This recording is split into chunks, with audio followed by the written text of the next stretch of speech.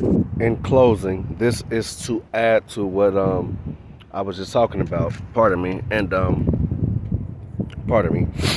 And so it all boils down to the observer effect. It's quantum physics. If you look it up, the observer effect is an experiment where they look at, I believe it's atoms, to see if they, but pretty much what determines, like if they stay an atom. I mean, not an atom, but a particle, or do they collapse into a wave?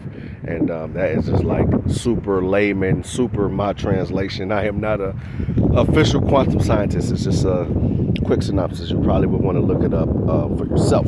But the gist of it is that it's both. It's both particle and wave. It depends on who's looking at it. That's why they call it the observer effect, because the observer, whoever is observing the experiment, affects the experiment.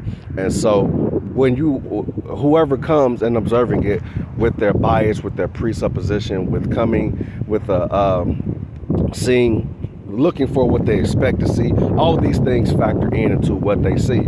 And if you listen, you will hear the correlation between that and positive mindset. I know it sounds like psychobabble, or it's just like we hear so much, but it don't seem to work as far as, perception and positive mindset and looking on the bright side and being optimistic versus pessimistic. I know it doesn't seem like it has had its real world applications, or if it does, not at least consistently, but it is true, and it is that simple, even though it's not always that easy. And what it is, we've been a victim of oversimplification and watering down, and over emotionalizing and packaging for commercialism, the law of attraction, and making everything airy fairy and Pollyanna, and to the point to where it has left a lot of people frustrated because it has not been the complete truth. It's precisely true, and it is that simple, even though it's not that easy. It's just a little bit deeper, a little bit more to it